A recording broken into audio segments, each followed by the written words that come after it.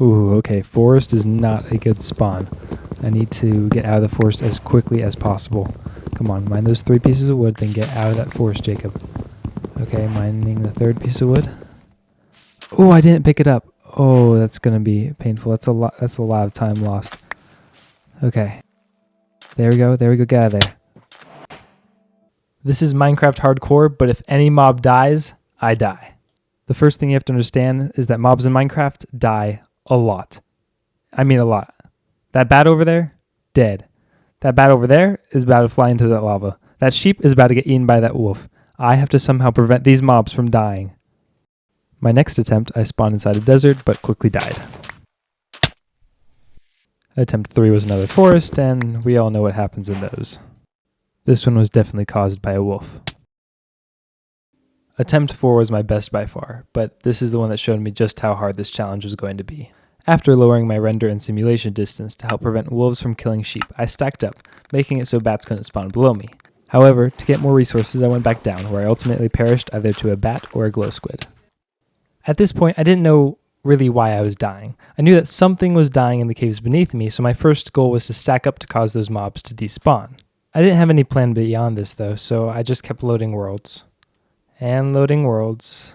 And loading worlds. In fact, I got so good at loading worlds that the time it took me to create a new world probably halved. All it takes is click, click, click, click, click. Paste the data packs in. And I have to wait for them to load.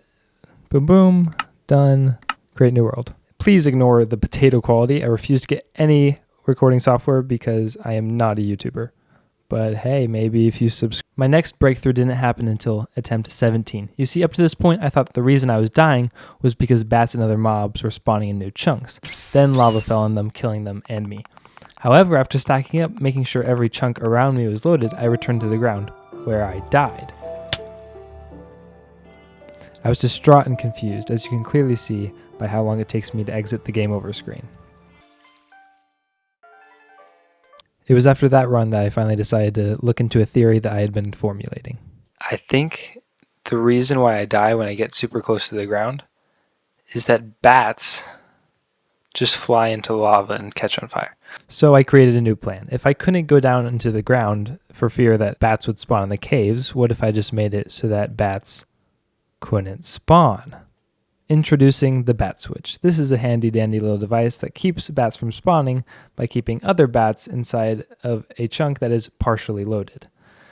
This bat switch, though, created by Garlic Bread, has a couple problems in that it is way too expensive for me and it kills off a bunch of bats in the process. So I created my own based on what I learned from the video and from a mob switch video made by ENX04. The links for both those videos will be in the description. And here it is. I know it doesn't look like much, but let me explain how it works. First, I have to wait for 15 bats to spawn, and once they do, I lower my render distance down to 2, and then move 3 chunks away, and that way all the bats are in a partially loaded chunk, which counts them toward the mob cap, but at this point they can't despawn. So then I can go anywhere in that chunk, and more bats will not be able to spawn. Using this, I could theoretically make a 100 days playthrough where I spend 100 days without a single mob dying, building whatever I want in Minecraft. So, this Minecraft 100 Days challenge started just like any other. On day 1, I began with a mad dash to get as far above the floor as possible. To understand my sense of urgency, you have to understand that most of my attempts ended around the 30-second mark. I had to collect 128 blocks, enough cobblestone to make my bat switch, and some extra dirt and saplings before I died to a bat. I had figured out throughout my attempts that the optimal amount of wood to collect is 3 blocks. After I collect those 3 blocks of wood, I would be able to go down underneath the ground and collect enough stone to then make a stone pickaxe. After getting my stone pickaxe, I continue mining stone. I want somewhere around 44 pieces of cobblestone. That way I can make a furnace and then smelt all the rest of the stone to have enough to make my bat farm. However, during this run you can see that I get nowhere close to that number, which will become a problem later.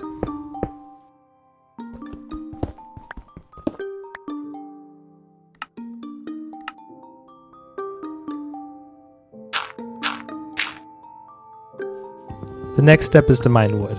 I have to somehow get 128 blocks above the ground as fast as possible. And the easiest way to do that in this biome is simply by mining the birch trees.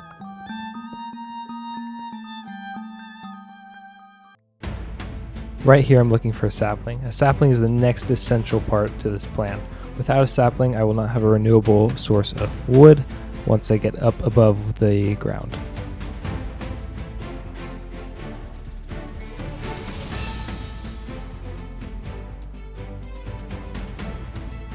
Though I've started stacking up, I cannot relax in this challenge until I know that there are no bats beneath me.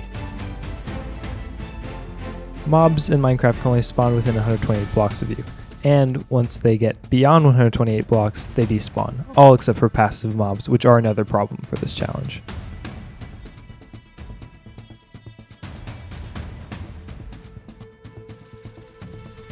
This is the most dramatic footage I've ever looked at.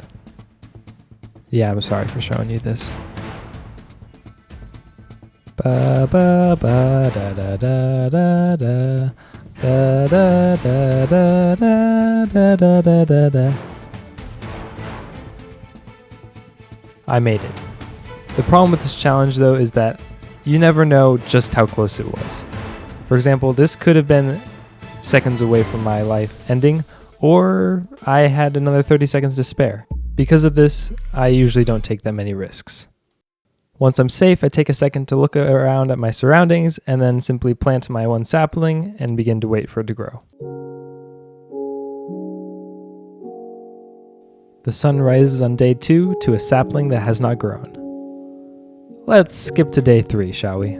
On day 3, I set my render distance down to 2, because after reading the Minecraft wiki, thought it might increase random tick speed, and around 30 seconds after I had made the change, yep, the sapling grew up. This was most definitely due to just random chance and had nothing to do with the changes I made, but hey, let's pretend.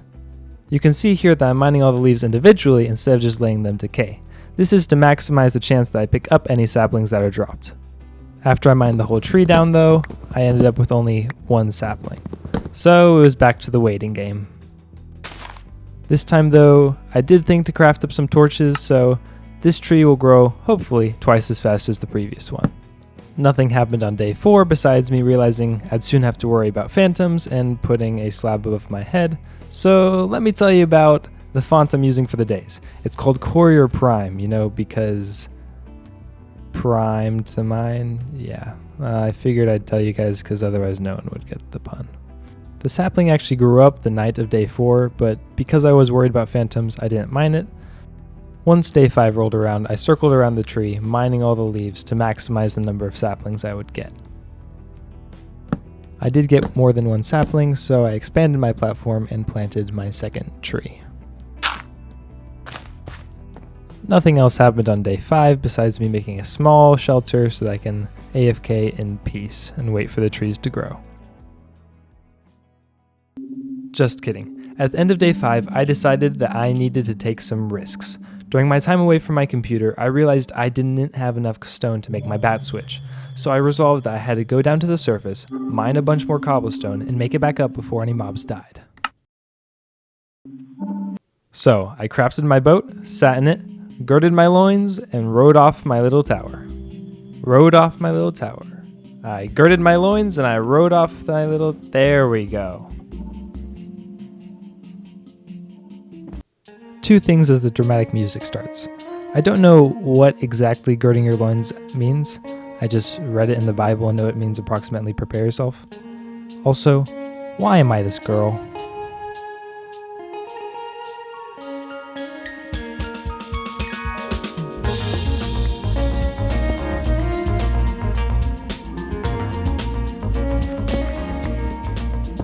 It is this clip from my video that made me realize just how much I need to play Minecraft without music. I'll be sad to see it go, but see if you can differentiate the 2 songs that are being played, and you'll know why.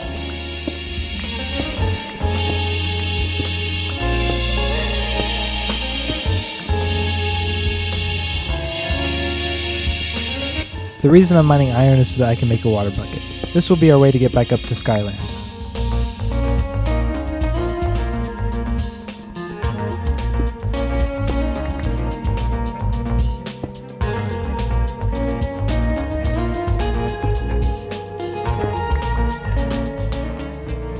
Listen, I know this is a lot of footage of me mining stone, but I promise it'll be worth it. I have a joke I want to make later about this. Also, this footage was very stressful to record. I don't think I can make you 3 viewers know how scary it is to be in an area where bats can die. Death can come out of nowhere in this challenge, so I have no way to mentally prepare for it. Every time this challenge has ended, it has come as a jump scare for me.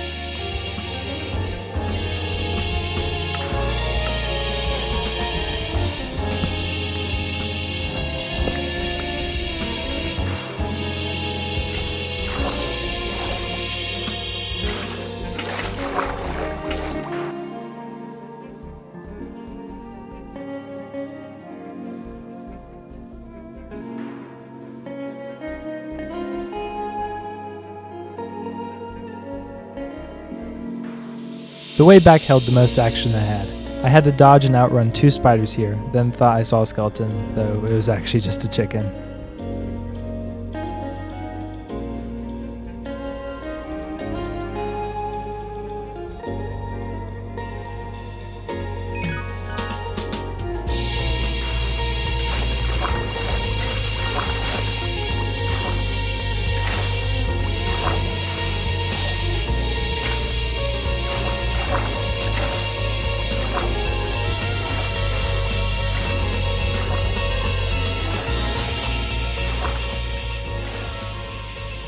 I actually kind of like the combo with the Minecraft music with the background music I'm putting on here, so you know what, I guess I'll keep it in.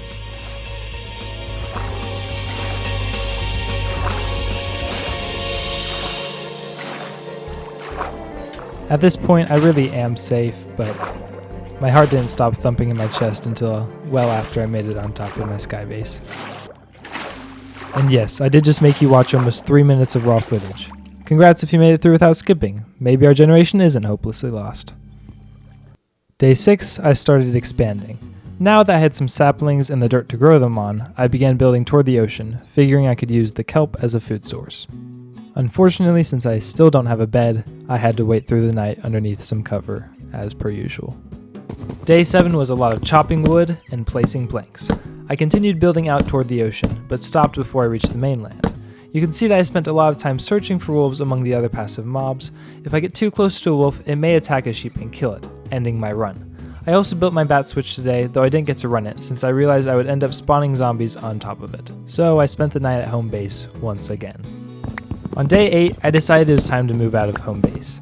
I chopped down all the trees, collected all the dirt, and walked back over to the bat switch. Walked, not ran, not skipped, walked. Yeah, I really need to get a food source soon. Back at the bat switch, I finished the design, added some torches on top so zombies don't spawn, and finished the day under the cover of some birch slabs. This time though, I was actually doing something. Waiting for bats to spawn. On day 9, yep, that's some bats. I also realized on day 9 that I could create a fully fledged bat switch without using nether portal. You see, to progress beyond the start of this challenge, I will need to build a nether portal to make a chunk loader in the world. Mobs that are 2 chunks away from the chunk loader will be in what are called lazy chunks. If I had this chunk loader by my bat switch, I could theoretically go anywhere in the world and bats would not spawn. However, there's also a ring of lazy chunks around the world spawn, so if I could find that, it would save me from having to make the portal. This was my goal starting on day 9. To find out where the lazy chunks are, I kept walking back and forth between the bat switch and world spawn with my render distance on 2, trying to see if bats in certain chunks would despawn. If they did, I would know where to build my bat switch. Every time the bats didn't despawn, it meant that they were not within the green active portion of world spawn. I would then build a small hallway 1 chunk closer to world spawn and coerce a bat to follow me into it. After that, I had to make the walk back to my old base once again. I moved the bat out another chunk on day 9, but didn't get to check if it would despawn until day 10. I'm still scared of these phantoms. Imagine my fear if anything real attacked me. Ignoring the fact that none of you got that joke, on day 10 I checked if the bat would despawn, and it didn't. Confused, I logged off to do some testing on another world. When I logged back on, I was a man with a mission. I did some quick scouting and decided that my best bet would be to rebuild the bat switch near the ruined portal in the ocean. That way I could get both food, from kelp, and lava. I started mining the bat switch on day 10. Then I continued mining the bat switch on day 10. Then I mined the bat switch some more on day 10. I then got started building on the bat... Oh, never mind. Mining the bat switch took all day. Also, I was definitely super efficient with all my time and didn't waste any at all. Day 11, I finally started building the bat switch. Writing the script now, I think I have a shot at the world record amount of bat switches used in a single video. Well, the word at least. I finished the BS bat switch on day 11 and spent the rest of the day and night waiting for bats to spawn.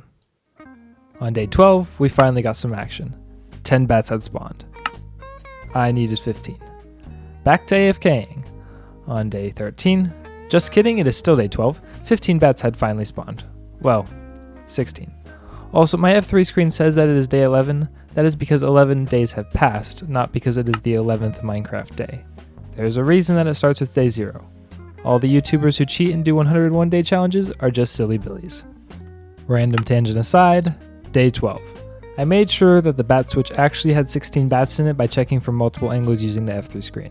Then I began my slow descent down by placing down a water bucket. I then walked back to the bat switch. Once the water had reached the bottom, I turned my render distance down to 2 and walked over to my water, which had turned to ice. The process to melt the ice didn't take too long, so finally, after dropping down the water stream, I made contact with the ground. My first visit to the ground wasn't very long. I simply collected a bucket of lava, cut some kelp, planted some of said kelp, and returned to the sky because it was getting dark. Once I was under shelter, I cooked the kelp I had collected and ate food for the first time in this challenge. None of it is sound though, since there is a Minecraft song blaring as loud as it can the whole time. Day 13, the real day 13, starts with me placing down lava to create a lava chest. I figured that the easiest way to get up and down from the surface would be to have a water stream with blocks behind it, so I spent the whole day creating the contraption. At the end of the day, I went down to the surface again and collected the ruined portal chest and some more kelp. Time to wait through another night.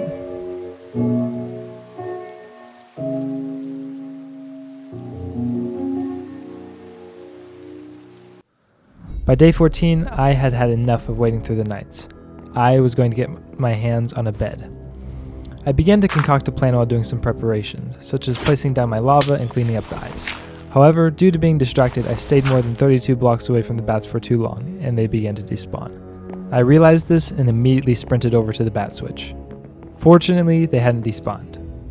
Well, the 9 that were left. I had to wait through the night again to get enough bats to return to the surface. On day 15, it was showtime. To understand my sense of urgency, you have to understand that most of my attempts ended around the 30-second mark. In this challenge, I have become intimately familiar with death. Death, for me, is more common than life. Today, I was going to change that. The problem with this challenge, though, is that you never know just how close it was. I made sure that there were no wolves near the sheep. If I get too close to a wolf, game over. No little slip-up is going to end this challenge, though. I was taking no risks. I cannot relax in this challenge until I know that there are no bats beneath me. I checked the bat switch, ensuring that there were the necessary 15 bats to make the ground safe. I then lowered my render distance down to 2. With that done, all that was left to do was go retrieve some water from the nearby ruined portal. Death can come out of nowhere in this challenge, so I have no way to mentally prepare for it. Every time this challenge has ended, it has come as a jump scare for me.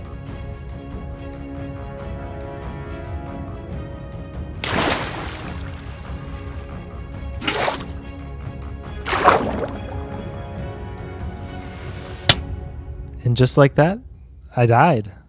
Don't worry though, this isn't the end. Now that I understand most of the mechanics of this challenge, I'm going to attempt another 97 days without a mob dying. Also, I figured out how to beat the game without any mobs dying, so if you want to stay tuned for that video, make sure to subscribe. Thanks for watching, and God bless you all.